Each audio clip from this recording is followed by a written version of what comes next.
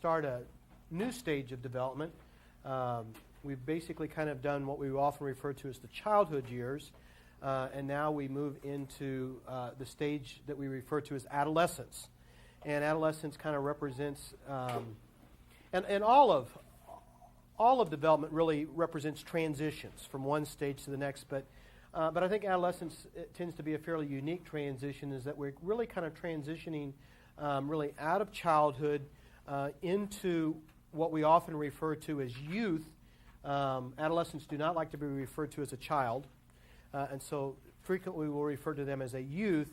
And it is that transition between childhood and what stage?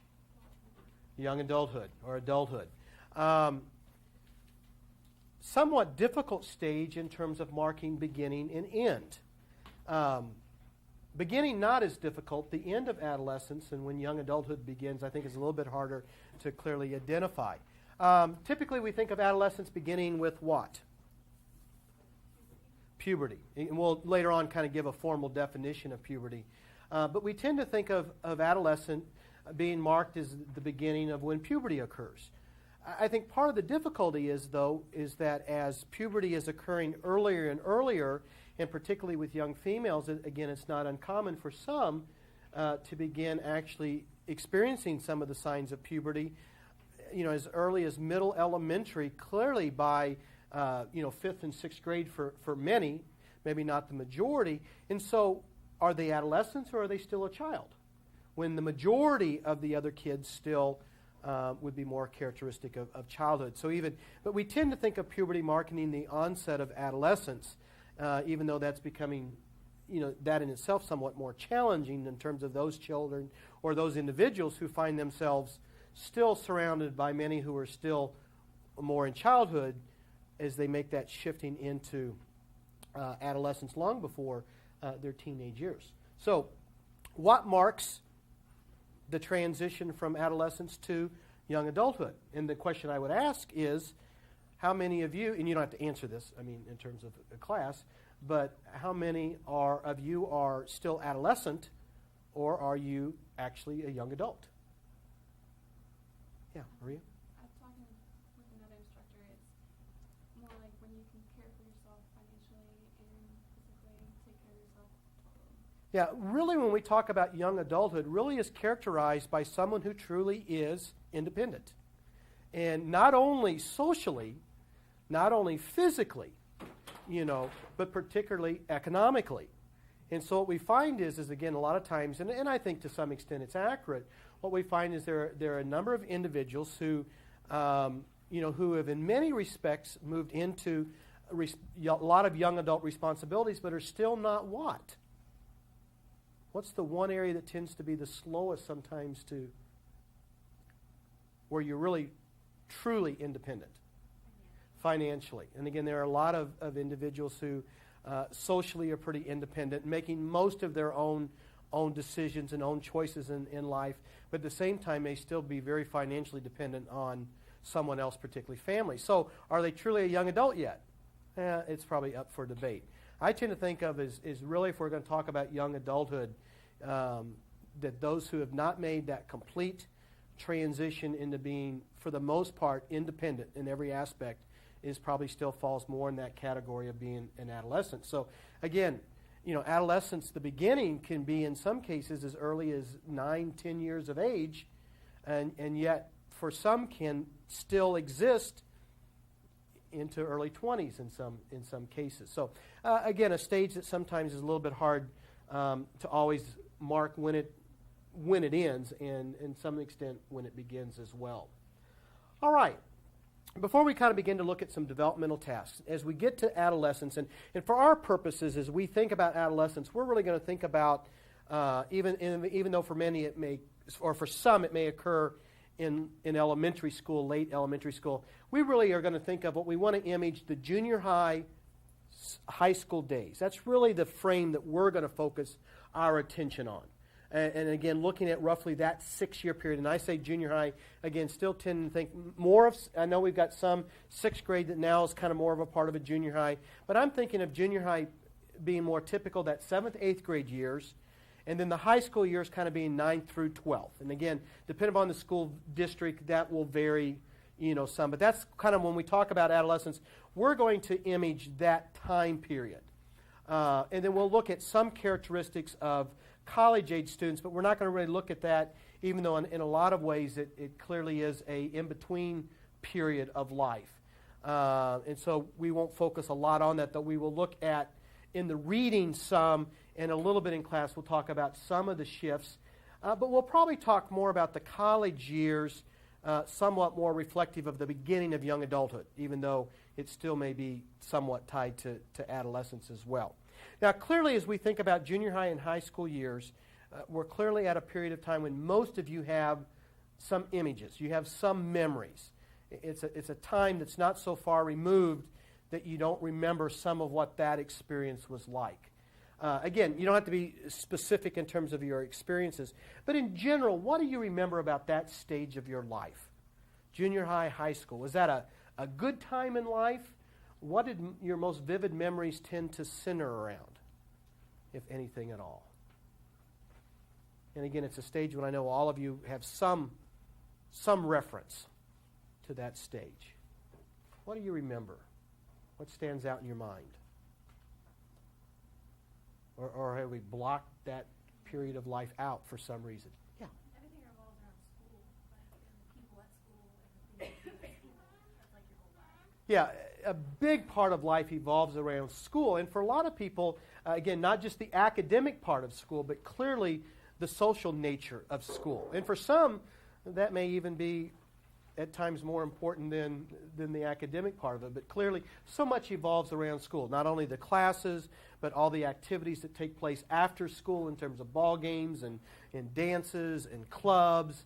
And then clearly, and we'll talk more specifically later on, the social aspects of the peer relationships and how those, again, are continuing to evolve, again, from those elementary school years. What else do you remember about the adolescent years, your junior high, high school days? Was it a good time of life, and what was good about it? It's interesting when students are writing the paper, and as they begin to write part 2 of the paper, and they begin to think about this stage, which for all of you will then overlap with your college years. It's interesting as people begin to reflect back on those high school days, how life is different for you now than how it was at that time of life. And that's not uncommon for a lot of communities where all of a sudden you merge several elementary schools into and then there's something about going to the junior high. It's almost like to some extent arriving, because clearly again, it marks kind of that beginning of that transition. However, you kind of have arrived, but as a 7th grader, you also experience what as you hit the junior high? Because I went to a school that was we actually had 7th and 8th and 9th in one building, but 9th was still, in a lot of ways, considered part of the high school. I didn't realize that until a little bit too late, that like what I did in 9th grade, my grades and stuff really did matter, because that's when GPAs started and those kinds of things. But 9th grade really marked kind of the beginning of high school, and we were kind of between the two buildings. But what was it like to be a 7th grader? You're back at, you come out of, again, in my experience, and again it varies, but 6th grade, you're king on the hill, kind of thing. You're the oldest, in many ways, without a doubt, the biggest, the strongest, and all those kinds. And then all of a sudden, you're at the bottom again. But then when you're an 8th grader, you rule, when the new 7th graders kind of begin to come up. What else do you remember just about that 6-year period of your life? Good time, bad time, both? What was good? What was not so good about that stage? Because there is, when you ask a lot of people, would you want to go back and redo it? A lot of people say, not a chance in the world. I think it's like the awkward time in life. Like 6th, 7th, 8th, or 7th grade, like you're real awkward. Mm-hmm. Everybody is, but it's an awkward stage, and though everyone's going through it, it doesn't make you feel any less awkward, without a doubt. And we'll talk some about the places where there is that awkwardness. What else do you remember about? Was it a good time, not a good time? And again, you reflect either on junior high, or what about the high school years? What do you remember most about high school? Excellent. Again, a lot of what people often reflect on or think about is it is a time clearly where the world is expanding. A lot more opportunity to do some different kinds of travel and do that more on your own. Clearly a time of and we'll talk more specifically about these things later on, clearly increasing independence, a lot more freedom. But at the same time, even though there's more freedom, there's more independence, and some of that's looking back. When you begin to look back, you still find it was still a fairly carefree time of life in terms of there's a lot of things you didn't have to worry about or be concerned about. And all of a sudden, and again, sometimes that's when you get into where you're at now, merging on young adulthood and where you're responsible for more, particularly your finances and your life, you get in touch with how maybe easy life was in some respects. What else? Anyone else in terms of whether that was a good time? Was there a part of it that wasn't so good? And what was that? Is there any part of it that wasn't all that much fun? Or that was difficult?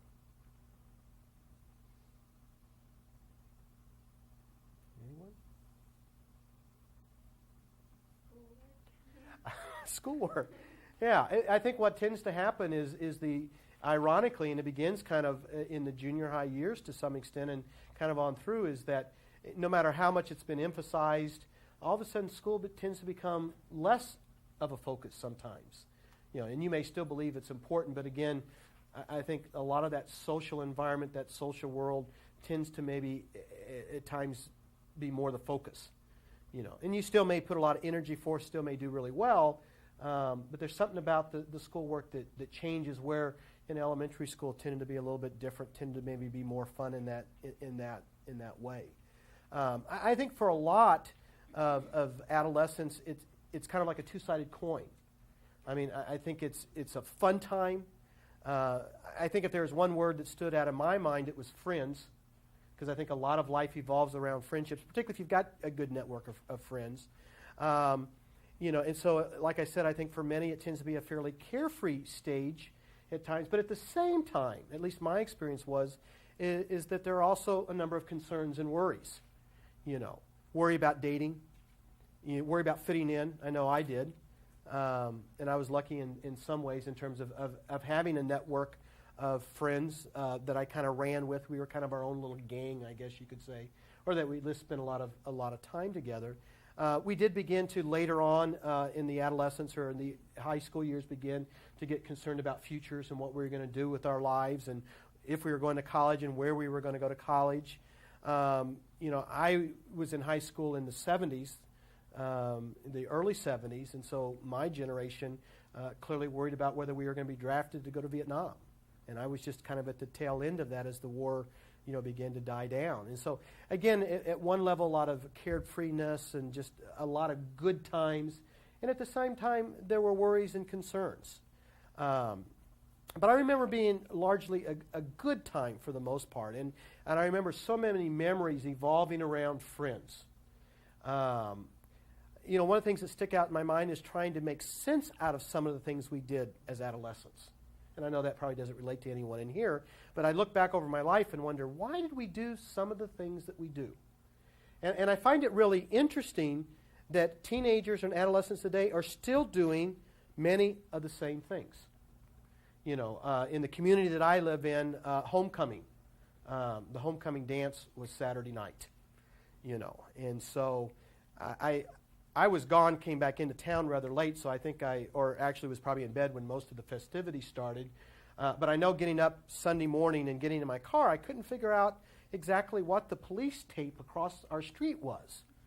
Well, after, talking with some other people later in the morning, was reminded that it was homecoming the night before. And so obviously some of the adolescents were fairly active the night before, so evidently someone had blocked off our street. And I thought something had happened, but obviously nothing did. And I guess a number of houses were toilet papered over the evening. And I find that an interesting kind of behavior, because I guess toilet papering houses has been around forever. And I guess it'll probably be around for another generation as well. Now, as I mentioned, and I remember some of those moments, and it's pretty sad that those are the most significant moments in my life, but I remember some of those events and the crazy things we did.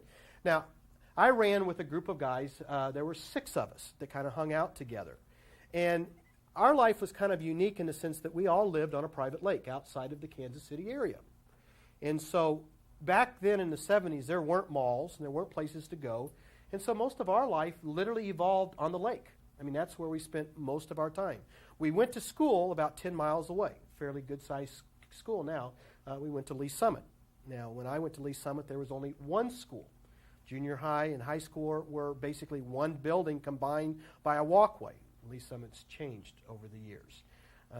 But I was there, so there wasn't much to do. So our life evolved around the lake. Now, so when we toilet papered, we were creative. Now, today, when most people toilet paper, they go by car. We went by boat. You know, not as obvious. And I'll never forget the 6 of us. I don't think all 6 of us were together that particular night. But we were in a friend's boat, and so we were toilet papering. It happened to be a female. I don't know if that was typical. I guess it was. The guys kind of toilet papered the females' houses and vice versa. So we had pulled up to the dock of one of the classmates that lived on the lake as well. And so we had come up, and now when you live on a lake, the back is actually the front. And the front of the house is really the back in a lot of ways because everything kind of looks at the lake. So we had pulled up to the dock, and we'd tied the boat up, and we'd gone up into the back, and we had done a super job. You know, because when you come up, and this was in the fall. This is about this time of year. It's kind of mid-October. Now, it was in in the Kansas City area, so it was a lot cooler. And I think it was a lot cooler 30 years ago when that was taking place as well. So we pulled up to the dock, and we had toilet papered, done the shaving cream, and then we concluded it with fireworks. You know. And so anyway, we were running in about this time when the fireworks went off is when Dad realized what was happening. Because, see, a lot of times in the fall, you don't pay a lot of attention to what's going on lakeside. So anyway, Dad comes to the door, opens the door, and starts screaming. You know, and so he, is coming down, and we're taking off. You know, and of course, he's yelling for us to get back and clean up this mess and that kind of thing, And so anyway, driver of the boat's in the boat. 4 of us are in the boat. And a friend of ours, always seemed to be one person that seemed to always kind of be the brunt of whatever happened. I won't mention the name, but this particular individual was the case. Dad's close behind. He's got, last one to get in the boat. He's got 1 foot on the dock, 1 foot on the boat when my cousin throws it in reverse. And backs up, and needless to say, he didn't make it. He hits the water, mid-October. It's cold. He's bobbing in the water. We're laughing so hard trying to pull him in, and there's this dad standing on the edge of the dock yelling and screaming for us to get in. And those are the kinds of things that kind of stick out of my mind, those memories that are probably there forever. I'll never forget, again, we're still on the lake, and so a friend and I had bought one of those super 36 rolls, of toilet paper. And we are going down, and we were going over actually to this one kid's house who had ended up in the water. So we were going to go over and do his house one weekend. And we went down, was getting in my boat, and it wouldn't start. Now, sometimes adolescents are thought to not think a lot, and so we did something that really, looking back, was pretty stupid. Boat wouldn't start, so what did we do? Literally, we rowed the boat across the lake. Got over to his house, and sure enough, we'd gotten out with the toilet paper, and he had booby-tracked his dock. And we had tripped over a wire, and cans and stuff started shaking and rattling. Lights went on in the house, and so we had to row the boat all the way back across, and it was not a short distance. We rowed that boat all the way back across and didn't get to paper his house. And so, by golly, the next weekend, the person who had rowed with me toilet papered my house with my toilet paper. But got the best end of it because my grandmother has always lived with us from the time that I was in junior high, and my grandmother was the only one home that weekend, didn't know what was going on, thought they were trying to steal my car and called the police on them. And so the police came, which they were a little bit surprised. Like I said, a lot of things happened on the lake. Last real quick story, then we'll kind of move on. But someone I knew had just gotten a brand new boat, inboard boat, red, white interior. He was there with his girlfriend and the quarterback of the football team and his girlfriend. So they had gone in the boat, and they'd gone over to a particular area on the lake where people went to watch the sun go down, and so they were there and was kind of cuddling up. And so the same guy that fell in the lake before, like I said, he tended to always be around what was going on. We were in his boat this time, and the other 4 of us, so we knew where they were at. So we thought we'd go over and see how they were doing. So anyway, they had pulled up over on the side of the back in the back part of this one cove, and we're parked over there. It was kind of late in the afternoon, and they were all wrapped up in their blankets and talking about school, I'm sure, and all kinds of other stuff. So anyway, we had creeked over in a friend's boat, 4 of us, and so got back over there, and so we thought we'd pay him a visit. So again, if you know anything about boats, we just kind of came at them really kind of about mid-speed, turned real sharp right in front of them, and through this massive wake of water. The boat was parked, and so the water hit the side of the boat and just came flying over the top and drenched them completely. I mean, they were just soaked. Needless to say, we took off. They took off after us, and with a few choice words echoing through the lake that you could hear kind of all across. But a lot of what I remember, and again, I remember football games, and I remember all the crazy kinds of things like that. And there were endless stories of those, things that we really never thought much about. We just kind of did and thought about later. But a lot of good times with this group of friends. Now, unfortunately, never kept up with them much after high school, but we spent a lot of hours together during that stage of life. But it was a good time. I mean, it's a time of a lot of good memories, frustrating times as well. But adolescence, an interesting stage of life. I spent a lot of time prior to doing what I'm doing now working with adolescents, and so I kind of have a reference from a number of different places. I spent about 5 years working with adolescents in church and organizational kinds of settings, and then I spent several years working with behavior disorder adolescents in residential care. And so I've kind of seen adolescents on kind of both ends and have somewhat an understanding of some of the developmental issues of adolescence. Not going to spend a lot of time with these because we will talk about them kind of as we kind of move through our discussion, but as I said before, we begin kind of with the middle childhood, we begin to look at some developmental tasks. These are and we're just going to mention them because we'll be addressing them kind of throughout our discussion. But these are things that adolescents need to accomplish during this stage. One is accepting one's changing body. And again, we'll talk more about the physical changes that are taking place. We'll define in a moment kind of what puberty is. But it's more than just physical changes, but it's also the changes that result in sexual maturity as well that's taking place. And unlike the middle childhood years where changes tend to be, as we said, rather kind of steady, rather even, during the adolescent years we see a lot of drastic kinds of changes. It's a progression. But there are changes that appear at times to the adolescent to have felt like that it occurred overnight. Now, they clearly didn't, but it is much more distinct, much more drastic than it was that previous stage. And it's a matter of understanding what's going on and accepting those changes and realizing it's a part of the maturation process. We will talk, not today, but later on, we'll talk about some of the new changes in the evolution that are happening cognitively, and how that impacts, again, adolescents' problem-solving abilities. And it gives them some ways of looking at life situations differently than they may have done during, again, the middle childhood years. And it's again, learning how to utilize those new thought processes in positive, constructive kinds of ways.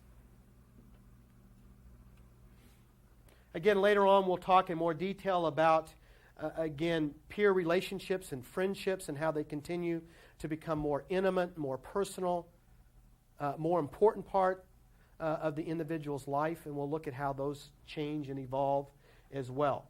But these relationships, again, as they continue to mature and develop, become foundations for, in many cases, lifelong relationships, and the foundations for future, again, more intimate, more committed relationships, i.e. marriage and other family relationships. Again, later on, when we talk about emotional development, we'll spend some time talking about the next major thrust for independence. But it's a significant period in terms of achieving emotional independence from parents, because as they exit adolescence, the question is, are they prepared again to become responsible, independent young adults? And again, the key there is responsible. Able, again, now to really take control of their own lives and make good choices and decisions in their lives as they clearly break away more and more from their parents' influence. Though school in many instances may not appear to be the number one priority at times, it is an important developmental task in terms of requiring or gaining the educational preparation, whether that's for college or for a career. It is important that they are prepared. Again, it's really difficult for those college students who come out of high school who really didn't have an adequate preparation for that experience and who find college a whole lot more difficult than they had thought it would be. I'll never forget, it was about preparation for the third test. I was teaching a psychology course. It had a freshman student in there. It was first semester in college. Came up to me afterwards and just looked at me and he said, this college stuff really is different from high school, isn't it? And I said, yeah, it is. Been saying that for the first, 8 weeks. It is different. He says, when I was in high school, I really didn't ever have to study. I could just take a psychology. I had psychology in high school, he said, He said, I could just go in and take the test, and it was obvious what the answer was without studying. You really have to know this stuff to answer these questions, don't you? I said, yeah. And he kind of kicked into gear, and he finished the semester and did really well. But there was that realization of how maybe there were some places that maybe he wished he had been more prepared for the experience that he was having that first semester, in college. And so it is important that individuals gain the skills and are prepared for those future roles. And then for many, and more, that's going to be college. For others, it may be a transition directly into the workforce. And do they have the skills? Are they prepared to make that transition as well? As a society, really it needs to begin at this stage, but I don't know that we do a very good job overall. Some clearly have better preparation than others. But why would adolescence be a time at least for beginning to prepare for marriage and family life? Like I said, we don't necessarily do a very good job of it, I don't think. And I think we are de-emphasizing this rather than re-emphasizing it. Why would this be the time, at least for some of that preparation, to take place? Some people get married right at the end of that. Exactly. Some even during, exactly. And so how is that going to be a successful experience if I have had no preparation? Some may not get married while in high school. Some may get married very quickly out of high school. But some will get married again, while in college, or make the decisions to get married shortly after having completed that undergraduate college experience. And so if you think about that, to some extent, you're still in, adolescence unless you have become completely independent. It is the time to make that preparation. Where do most learn how to be in a marriage and family? Well, from their own parents. And then where do they perfect that or not? Most of them when they get married and begin to have their own children, And some find that maybe they're not as prepared as they needed to be. And we'll talk more about that when we actually talk about young adulthood. But the preparation really needs to take place during adolescence so that they're better prepared, because the forming of those relationships will occur during that next stage, young adulthood. And finally, we began this kind of in the middle childhood developmental tasks, and we kind of refine it, I think, at this stage, is developing an ethical system to guide behavior in striving towards socially responsible behavior. Again, remember, it's the transition. It's the transition from moving out of childhood and the transition into being launched into young adulthood, to where truly you are responsible for making your own choices and decisions and taking responsibility for those choices and decisions. Not as easy to fall back on mom and dad, fix this one, take care of this one for me. And adolescents needed to come through this stage having developed the guidelines and the principles to make good ethical decisions when indeed they are, for the most part, responsible for those choices and decisions in their lives. So again, we'll address many of these as we continue through our discussion of adolescence. Again, as tasks that need to be accomplished as adolescents then ultimately move into that next stage of young adulthood. And when we get to young adulthood, we'll look at developmental tasks at that point as well. Again, kind of put a star by this, mark it down someplace in terms of, we've heard the term puberty. We think of, again, the onset of adolescence, being marked by the beginning of puberty. But by definition, what we're talking about with puberty produces a person of adult size, shape, and sexual maturity able to reproduce. That's what puberty is.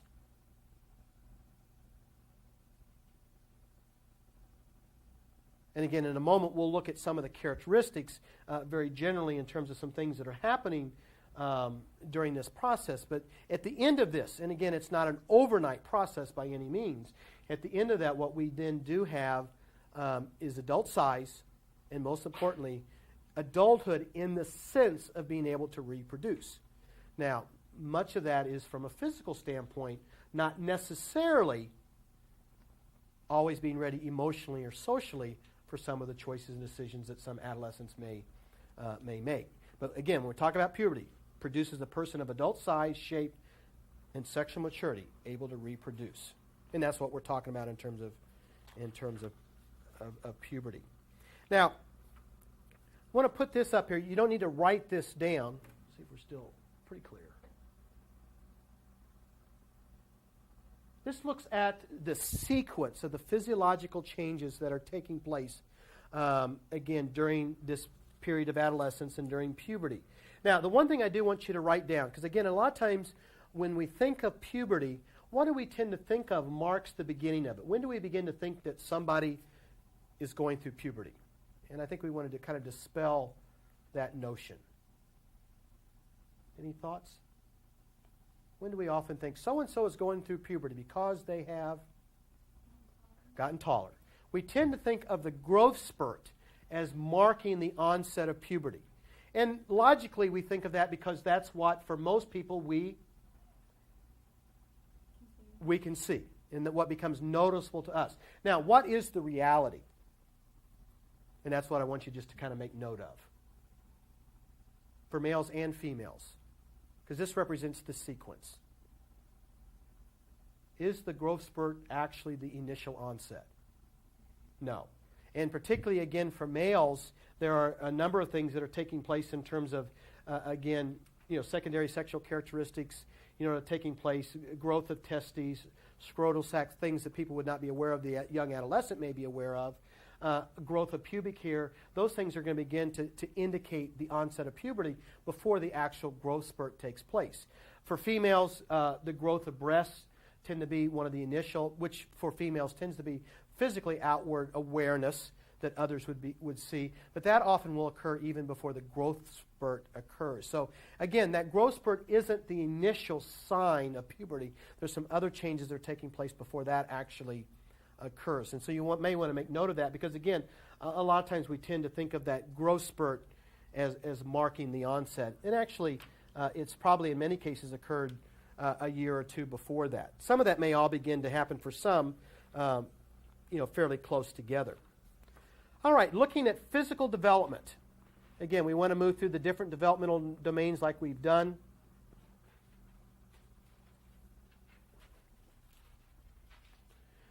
Again, puberty is not a single sudden event. Sometimes we tend to think of that as being the case. Again, a lot of times we identify with something fairly drastic, fairly sudden that occurs. Again, a lot of times, for females, when we may think of as breasts begin to develop, which may appear at some point like it occurred overnight, obviously has not. Or with males, when we begin to see a growth spurt, particularly in shoe size or feet, or legs, that tends to be fairly dramatic. Sometimes tends to feel like it's occurring very suddenly, and it is in relationship to what's occurred in the previous stage, which tend to be more gradual. But it is a gradual process, and it will occur over roughly about a 4-year period. And so again, it's not something that occurs overnight. It is a gradual process, though we tend to focus on those more dramatic aspects of it. Clearly, puberty is marked by an increase in hormone levels.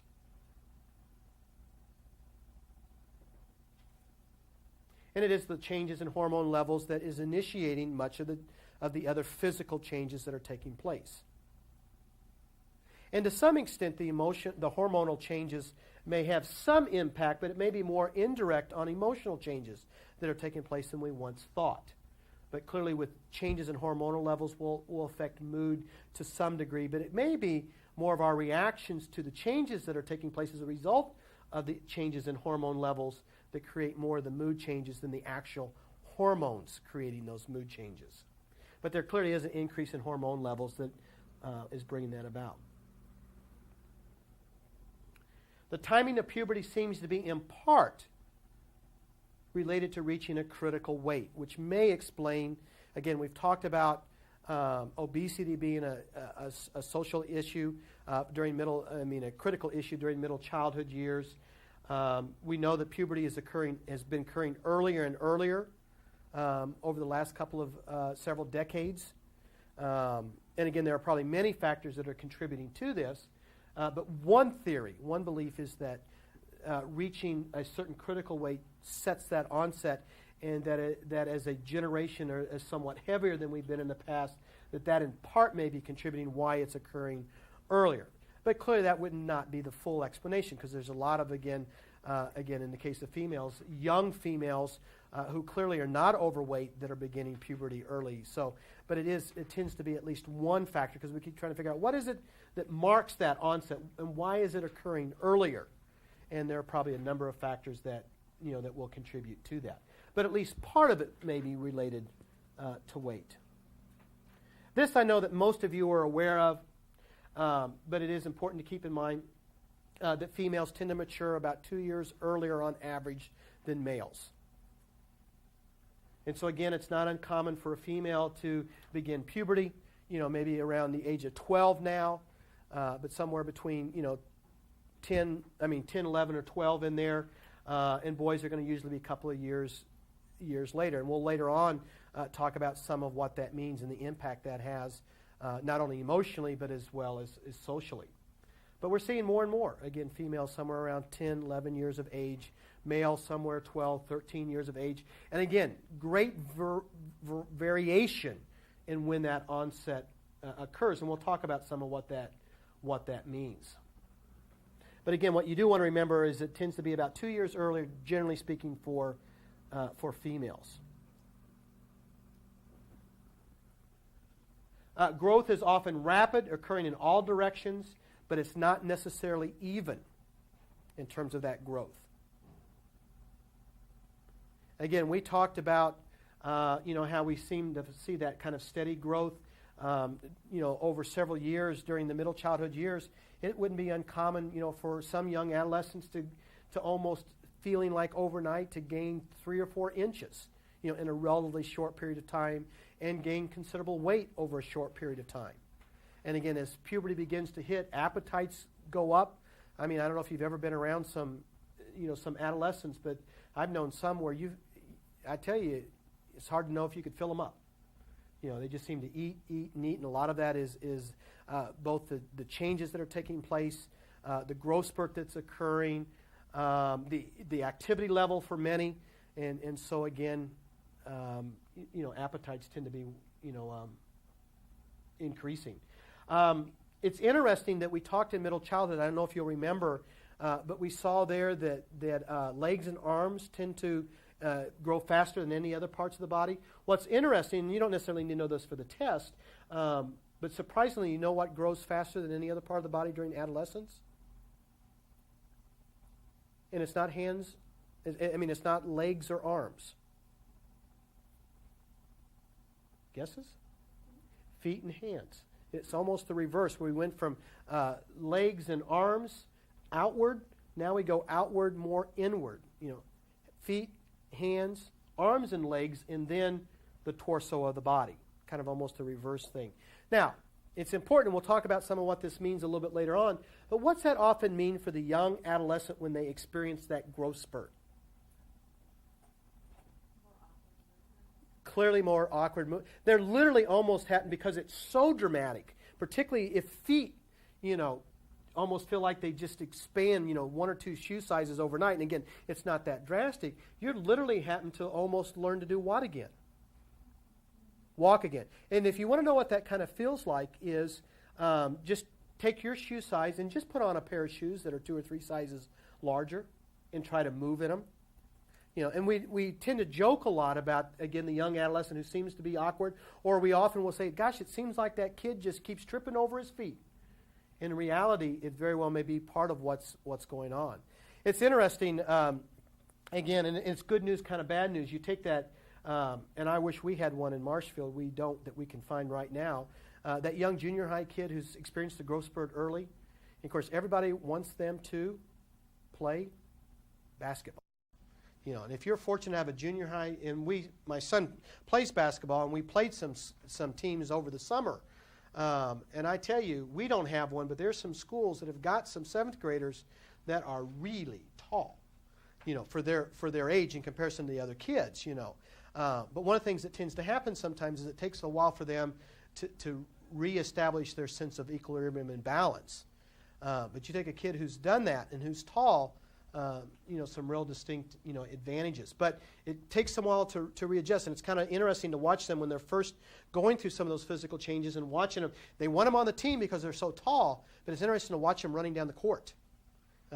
Very awkward, not real steady sometimes, and it's interesting to watch someone, even though they may be a lot smaller, maybe a lot more agile, and in a lot of ways can maybe not out jump, but sometimes can use speed to balance that height out. But again, they're often, when the growth spurt occurs, rapid growth, but it may not be even. It may be really, really unbalanced. Males continue to outperform females in gross motor activities, as a general rule. And a lot of that still may be related to the kinds of activities that they're involved in. And again, we mentioned this earlier on, and that continues to be a pattern. Clearly, we're continuing to refine even more so gross and fine motor skills, but for the most part, they're very well developed. By the time we reach adolescent.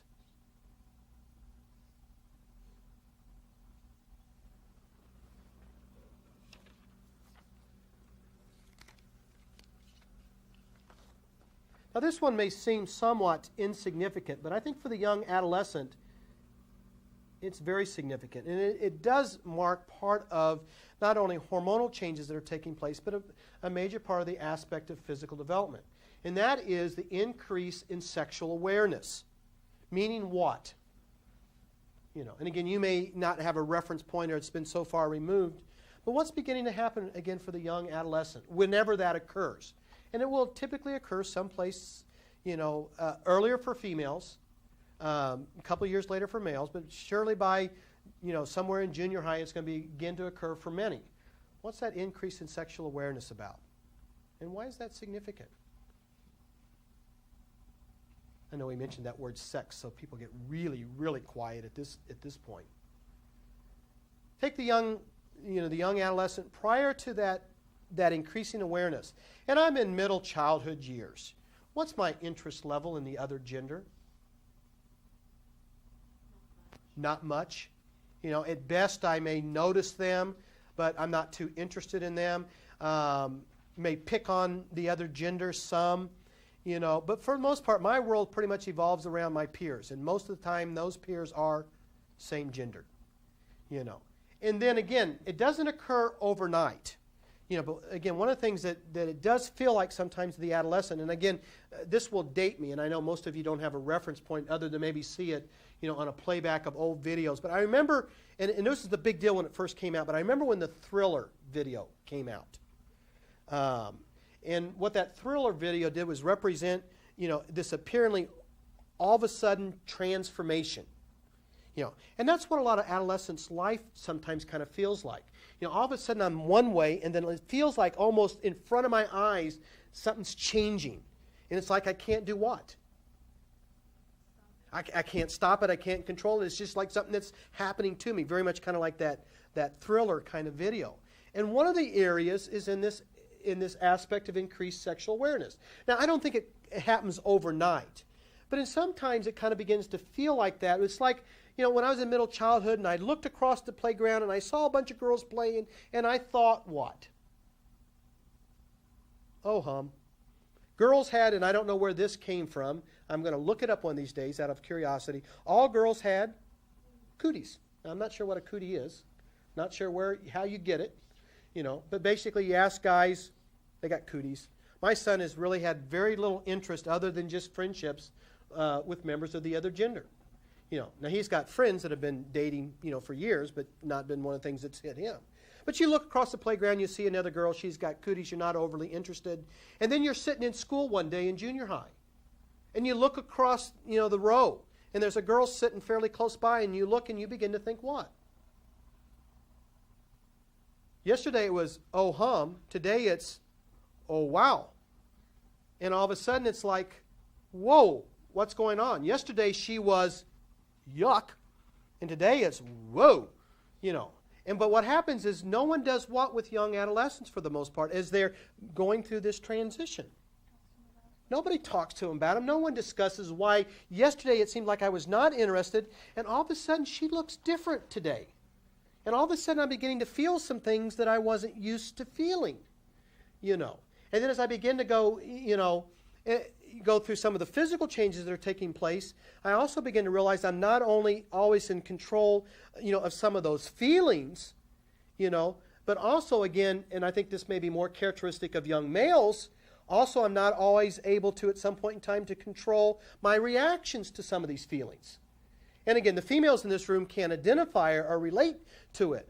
But again, you're a young junior high or early high school kid, and all of a sudden you're becoming aware of your sexuality, and you're becoming aware of your interest in the other gender, and all of a sudden you're realizing that there are other parts of you physiologically that you're having more controlling. And it's not like you can make yourself not get momentarily excited. And you have, that, again, we don't have enough males in here, and if they were, they would not say anything. But you have that kind of, that most embarrassing moment of your life. You've been momentarily kind of lost in a daydream, thinking about the girl sitting next to you. You're in math, and what happens? Teacher calls you up to the board, and you're thinking, I better take my textbook with me, And the teacher says, you don't need the textbook. Oh, yes, I do, And those are kind of those, and guys will get together and joke and laugh about it, but again, those are but nobody talks to them about it or helps them understand some of what's going on, but it's a part of those changes that are taking place. Now, I can't speak from a female kind of perspective, but my guess is that females also deal with some of the transition and some of the changes that are happening in terms of feelings and moods and thoughts, and what does it mean? And even how you relate to the other gender. When I was in middle childhood, and if I kind of liked somebody, what did I do? If I was a guy? Mean to them. Pick on them. And I only knew how to relate to my fellow gender. And so, with your best friends and peers, if you liked them, how did you show them? It's kind of a strange way. Tackle them, hit them in the arm. It's kind of funny how you'd spend all this time seeing who could hit the other one the hardest. And that was kind of a sign of male bonding. And all of a sudden I'm starting to kind of like girls differently, and all I know how to relate to them is how I related to them when I was in middle childhood. Being mean, hitting, those things don't tend to convey I like you very well, as we make this shift or this transition. So clearly there is this increase in sexual awareness that adolescents need to learn how to make that adjustment and what some of those changes mean. We'll pick up on here next time.